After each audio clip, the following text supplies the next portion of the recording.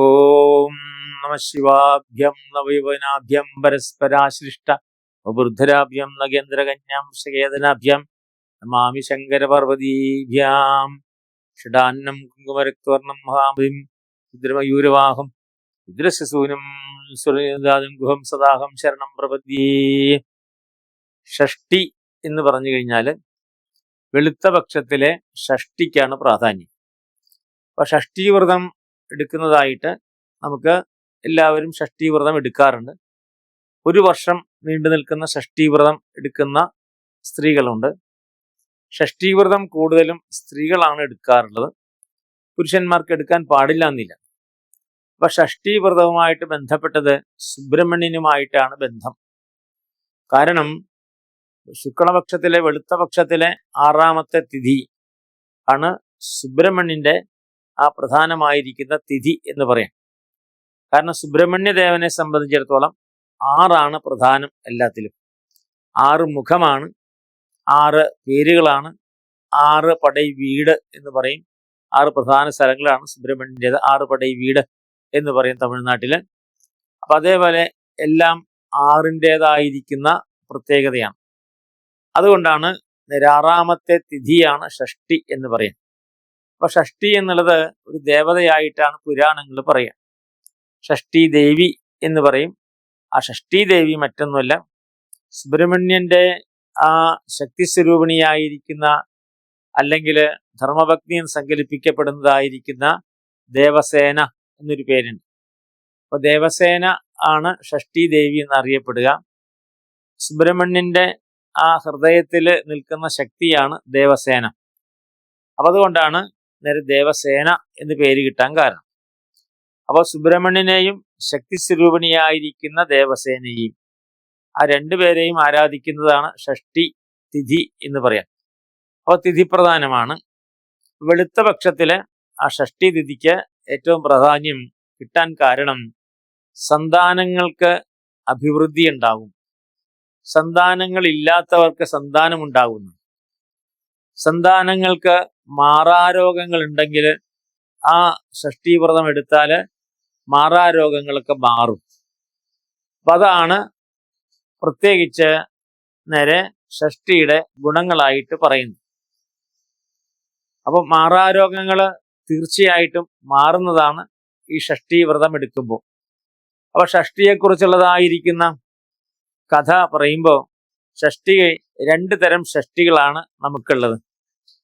അപ്പോൾ 2 തരം ഷഷ്ടി എന്ന് പറയുമ്പോൾ ഒന്ന് ശൂരഷഷ്ടി എന്ന് പറയും. അത് ശൂരഷഷ്ടി എന്ന് പറയാൻ ശൂരപത്മാസുരൻ എന്നുള്ളതായിരിക്കുന്ന അസുരനെ നിഗ്രഹിച്ചിട്ട് സാക്ഷാൽ സുബ്രഹ്മണ്യസ്വാമികള് തിരിച്ചെത്തി ദേവസേനയെ വിവാഹം കഴിച്ചതായിരിക്കുന്ന ദിവസം. അപ്പോൾ ശൂരപത്മാസുരൻ എന്നൊരു അസുരനുണ്ടായിരുന്നു. അപ്പോൾ എത്രയോ ബ്രഹ്മാണ്ഡങ്ങൾ കടന്നിട്ടാണ് ശൂരപത്മാസുരനെ വധിക്കാനായിട്ട് സാധിക്കുക.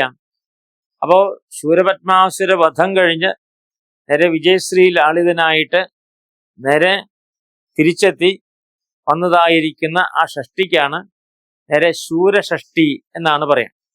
കേരളത്തിന്റെ തെക്കൻ ഭാഗത്ത് ശൂരഷഷ്ടിക്കാണ് പ്രാധാന്യം. അത് ശൂരഷഷ്ടി എന്നാണ് പറയുക. ശൂരപത്മാസുര വധം കഴിഞ്ഞ് ഷഷ്ടി. അപ്പൊ അത് നേരെ എടുത്ത് അനുഷ്ഠിക്കുന്നവർക്ക് ആ ദിവസം അപ്പൊ ശൂരഷഷ്ടി എന്നാണ് വരുന്നത്. ശൂരഷഷ്ടി വരുന്നത് തുലാം മാസത്തിലാണ്. അതുകൊണ്ട് തുലാഷഷ്ടി എന്നും അതിന് പറയും. തുലാം മാസത്തിലാണ് ശൂരഷഷ്ടി വരുന്നത്. അപ്പൊ ശൂരഷഷ്ടി അനുഷ്ഠിക്കുന്നവർക്ക് നേരെ എല്ലാ ശത്രുബാധകളും പോകും, ശത്രുക്കളൊക്കെ ഇല്ലാതെയായിട്ട് തീരും, കാര്യങ്ങളൊക്കെ വിജയിക്കും. അപ്പോൾ ഏത് നടക്കാത്ത കാര്യവും ഈ ശൂരഷഷ്ടി എടുത്തതായിരിക്കുന്ന ആളുകൾക്ക് നടക്കും. അത് തുടർച്ചയായിട്ട് 1 വർഷം എടുക്കുമ്പോൾ കൂടുതൽ ഫലങ്ങൾ വരും. ഒരു ഷഷ്ടി മാത്രം എടുക്കുമ്പോൾ അത് അത്രയും കുറയും. ചിലർ 6 ഷഷ്ടി എടുക്കും, അതായത് 6 മാസം ഷഷ്ടി എടുക്കും. ചിലർ 12 മാസം എടുക്കും. അപ്പോൾ അതിനനുസരിച്ച് ഫലങ്ങൾ കൂടും. അപ്പൊ ഏത് നടക്കാത്ത കാര്യവും ശത്രുബാധകളും അതേപോലെ തടസ്സങ്ങളും ഉദ്യോഗക്കയറ്റം, അതേപോലെ തന്നെ കുട്ടികൾ സന്താനങ്ങൾ ഇല്ലാതിരിക്കുക, അതെല്ലാം തന്നെ സന്താനങ്ങൾക്ക് മാറാരോഗം, അതെല്ലാം മാറ്റുന്നതാണ് ഷഷ്ടിവ്രതം എന്ന് പറയാം. അപ്പൊ എങ്ങനെയാണ് ഷഷ്ടിവ്രതം എടുക്കുക? ഷഷ്ടിവ്രതത്തിന് പഞ്ചമി തിഥിയിൽ നമ്മൾ ഒരിക്കൽ മാത്രമേ ഊണ് കഴിക്കാവൂ. രാവിലെ ഊണ് കഴിച്ചാൽ പിന്നീട് നേരെ അല്പാഹാരം കഴിക്കണം, ജലം അതേപോലെ പഴങ്ങൾ മാത്രമേ അന്ന് രാത്രി കഴിക്കാൻ പാടുള്ളൂ.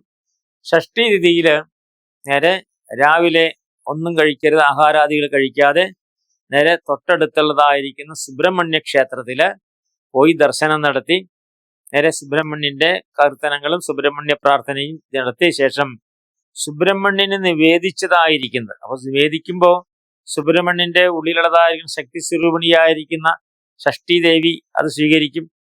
അപ്പൊ അത് കഴിഞ്ഞിട്ട് ആ സുബ്രഹ്മണ്യൻ നിവേദിച്ചതായിരിക്കുന്ന ഹവിഷ്യാന്നം എന്ന് പറയും, ഹവിസിന്റെ ബാക്കി, ആ സുബ്രഹ്മണ്യന്റെ ഹവിഷ്യാന്നം മാത്രം ഭുജിക്കണം.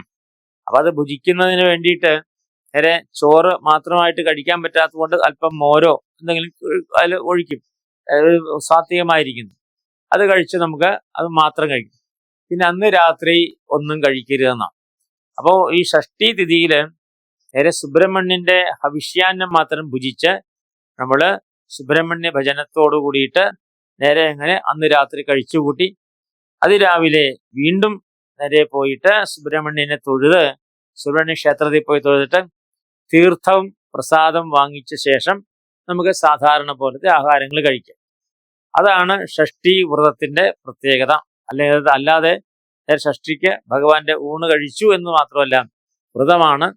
അപ്പൊ ആ വ്രതത്തില് ഒറ്റ നേരം മാത്രം ഹവിഷ്യാന്നം മാത്രം ഭുജിക്കണമെന്നാണ് വിധി. അപ്പൊ ശൂരഷഷ്ടി എന്നൊരു ഷഷ്ടിയുണ്ട്, അത് തുലാമാസത്തിലെ ഷഷ്ടിയാണ്. പിന്നീട് വൃശ്ചിക മാസത്തിൽ ഒരു ഷഷ്ടിയുണ്ട്, അതിന് സ്കന്ദഷഷ്ടി എന്ന് പറയും. അപ്പൊ സാധാരണ രണ്ടും ഒന്നായിട്ടാണ് ആളുകൾ പറയുക. പക്ഷെ ശൂരഷഷ്ടി തുലാമാസത്തിലും സ്കന്ദഷഷ്ടി വൃശ്ചിക മാസത്തിലുമാണ് നടക്കുക. അപ്പൊ സ്കന്ദഷഷ്ടി കൂടുതൽ പ്രാചാര്യപ്പെടുത്തിയാണ് കാസർഗോഡിന്റെ അടുത്ത് സുബ്രഹ്മണ്യം എന്നൊരു സ്ഥലമുണ്ട്. കാസർഗോഡിന്റെയും മംഗലാപുരത്തിന്റെയും ഇടയ്ക്കായിട്ട് മൂകാംബികയിലേക്ക് നേരെ വനമാർഗത്തിൽ പോകുമ്പോൾ സുബ്രഹ്മണ്യം എന്നൊരു സ്ഥലമുണ്ട്. കർണാടകത്തിൽ അതിന്റെ പേര് വേറെയാണ്, പിൽക്കാലത്ത് സുബ്രഹ്മണ്യം അന്നായിട്ട് തീർന്നു. അപ്പോ വൃശ്ചിക മാസത്തിലെ ഷഷ്ടിക്കാണ് സ്കന്ദഷഷ്ടി എന്ന് പറയും. ആ സ്കന്ദഷഷ്ടിയുടെ പ്രത്യേകത എന്താണ്? സ്കന്ദഷഷ്ടിക്കാണ് പാർവതി ദേവിക്ക് തന്റെ മകനെ തിരിച്ചു കിട്ടിയത് എന്നാണ് ഒരു കഥയുള്ളത്. അതാണ് സ്കന്ദപുരാണത്തിലെ കഥയും അതേപോലെ ദേവീ ഭാഗവതത്തിലെ കഥയൊക്കെ അത് തന്നെയാണ്. അപ്പോ ശിവപുരാണത്തിലും ആ കഥയാണ് വിസ്തരിച്ച് പറയുന്നത്. പാർവതി ദേവിക്ക് നേരെ തന്റെ പുത്രനെ നഷ്ടപ്പെട്ടു എന്നാണ്. ബ്രഹ്മദേവൻ കൈലാസത്തിൽ വന്നപ്പോ ബ്രഹ്മദേവനെ തടുത്തു. ഓങ്കാരത്തിന്റെ അർത്ഥം അറിയാത്ത ഒരു വ്യക്തിയാണ് ലോകം സൃഷ്ടിക്കുന്നത് എന്ന് പറഞ്ഞപ്പോ സുബ്രഹ്മണ്യദേവൻ തന്റെ കയ്യിലെ ദണ്ഡുകൊണ്ട് ബ്രഹ്മദേവനെ ഒന്ന് ദണ്ഡിച്ചു. അപ്പൊ ബ്രഹ്മനെ ദണ്ഡിച്ചു കഴിഞ്ഞാൽ ബ്രഹ്മദണ്ഡം എന്നാണ് പറയാം.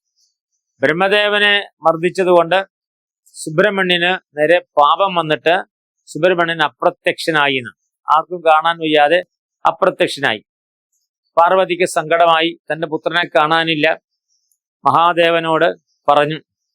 മഹാദേവൻ പറഞ്ഞു, നീ നേരെ ഈ ഷഷ്ടി തിഥിയില് വ്രതമെടുക്കൂ എന്ന് മഹാദേവൻ ഉപദേശിച്ചു. അങ്ങനെ പാർവതി ഒരു വർഷം നീണ്ടു നിൽക്കുന്നതായിരിക്കുന്ന വൃശ്ചിക മാസത്തില് ആ ഒരു വർഷം നീണ്ടു നിൽക്കുന്ന ഷഷ്ടി വ്രതം അനുഷ്ഠിച്ചു.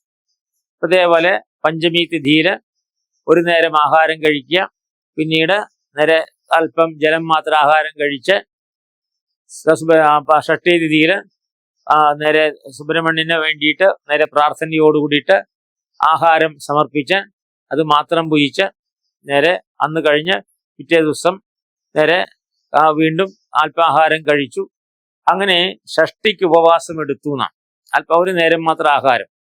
അപ്പൊ അത് കഴിഞ്ഞപ്പോഴാണ്, ഒരു വർഷം കഴിഞ്ഞപ്പോ നേരെ പാർവതിയുടെ മുമ്പില് സുബ്രഹ്മണ്യദേവൻ സർപ്പരൂപിയായിട്ട് പ്രത്യക്ഷപ്പെട്ടു എന്നാണ്.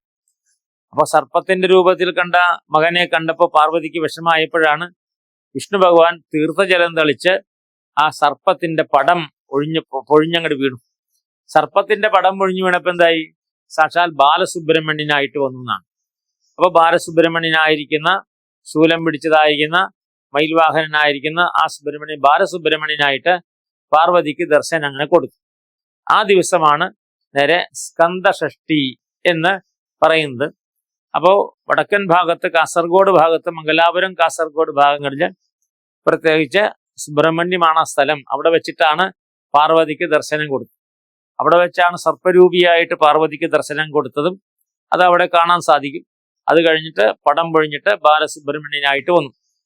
അതാണ് നേരെ സ്കന്ദഷഷ്ടി എന്ന് പറയുന്നതായിരിക്കുന്ന വൃശ്ചിക മാസത്തിലെ ഷഷ്ടി. അപ്പൊ ആ ഷഷ്ടിയുടെ പ്രത്യേകത എന്താണ്? ആ ഷഷ്ടി എടുത്തു കഴിഞ്ഞാൽ നേരെ കാണാതായ കുട്ടികളെ തിരിച്ചു കിട്ടും. അതേപോലെ നിരന്തരമായിരിക്കുന്ന അബോർഷൻ ഉണ്ടാകുന്ന സ്ത്രീകൾ, അപ്പൊ എത്രയോ അബോർഷങ്ങൾ കഴിഞ്ഞതായിരിക്കുന്നവര് ഈ ഷഷ്ടിക്ക് നേരെ ഈ സ്കന്ദഷഷ്ടിക്ക് വ്രതമെടുത്തു കഴിഞ്ഞാൽ തീർച്ചയായിട്ടും അവർക്കും നേരെ സന്താനങ്ങൾ ഉണ്ടാകും.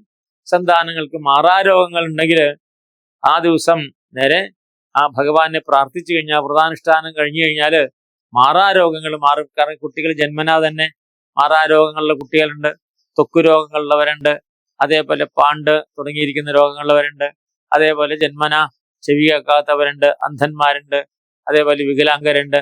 അതെല്ലാം മാറി നേരെ നല്ല ഓമനത്വമുള്ളതായിരിക്കുന്ന കുട്ടികളെ ലഭിക്കും. അതാണ് നേരെ സ്കന്ദഷഷ്ടി. അപ്പൊ 2 ഷഷ്ടികളാണ് പ്രധാനം. ഒന്ന് ശൂരഷഷ്ടി, ശത്രുസംഹാര ഷഷ്ടി എന്ന് പറയും. അപ്പൊ നമ്മുടെ എല്ലാ തടസ്സങ്ങളും മാറ്റിയിട്ട് നമ്മളെ വിജയശ്രീ ലാളിതരാക്കും. മറ്റൊന്ന് സന്താനങ്ങൾക്ക് പ്രധാനമുള്ളതായിരിക്കുന്ന വൃശ്ചിക മാസത്തിലെ ഷഷ്ടി, അത് സ്കന്ദഷഷ്ടി. അപ്പൊ 2 ഷഷ്ടി എടുത്താലും, അപ്പൊ സാധാരണഗതിയിൽ നേരെ തുലാമാസത്തിലെ ഷഷ്ടി എടുക്കാം, അതേപോലെ വൃശ്ചിക മാസത്തിലെ ഷഷ്ടി എടുക്കാം. നമ്മുടെ പ്രാധാന്യം അനുസരിച്ച് ഏതും എടുക്കാം, രണ്ടും എടുക്കുന്നതിലാണ്. അതുകൊണ്ടാണ് നേരെ ഷഷ്ടി വ്രതം 1 വർഷം നീണ്ടു നിൽക്കുന്ന ഷഷ്ടി വ്രതം എടുത്താൽ ഈ 2 ഷഷ്ടി വരും. അപ്പോൾ വൃശ്ചിക മാസത്തിൽ ആരംഭിച്ചിട്ട് തുലാമാസത്തിൽ അവസാനിപ്പിക്കുക, അതാണ് ഉത്തമമായിരിക്കുക. വൃശ്ചിക മാസത്തിൽ ഷഷ്ടിക്ക് ആരംഭിക്കണം, അത് കഴിഞ്ഞ് തുലാമാസത്തിൽ ഷഷ്ടിക്ക് സമർപ്പണം ചെയ്യാം. അപ്പോൾ 1 വർഷം നീണ്ടു നിൽക്കുന്ന ആ ഷഷ്ടി വ്രതം എടുത്തു കഴിഞ്ഞാൽ തീർച്ചയായിട്ടും നേരെ നമ്മൾ ഉദ്ദേശിക്കുന്ന ഏത് കാര്യങ്ങളും സാധിക്കും. അപ്പൊ അത് പ്രത്യേകിച്ച് നേരെ കുട്ടികൾക്കാണ് പ്രധാനം. സന്താനങ്ങൾ ഉണ്ടാകുന്നതിനും സന്താന അഭിവൃദ്ധിക്കും സന്താനങ്ങൾക്ക് ആയുരാരോഗ്യ സൗഖ്യത്തിനും വേണ്ടിയിട്ട് സ്ത്രീകളാണ് കൂടുതലും ഷഷ്ടി വ്രതം അനുഷ്ഠിക്കാറ്. പുരുഷന്മാരനുഷ്ഠിക്കുന്നത് തടസ്സങ്ങൾ മാറാനും ഉദ്യോഗങ്ങൾ കിട്ടാനും ഉദ്യോഗത്തിലെ ബാധ്യതകളും ഉദ്യോഗത്തിലെ പ്രതിബന്ധങ്ങളും നീങ്ങാൻ വേണ്ടിയിട്ട് ഷഷ്ടി എടുക്കും പുരുഷന്മാരെ സംബന്ധിച്ചിടത്തോളം. അതാണ് ഷഷ്ടി വ്രതത്തിന്റെ പ്രാധാന്യമായിട്ട് കേരളത്തിൽ നമ്മൾ ആചരിക്കുന്നതും. ദക്ഷിണ ഭാരതത്തിലാണ് കൂടുതലും ഷഷ്ടി വ്രതം അനുഷ്ഠിക്കാറ്. ഓം സുബ്രഹ്മണ്യായ നമഃ.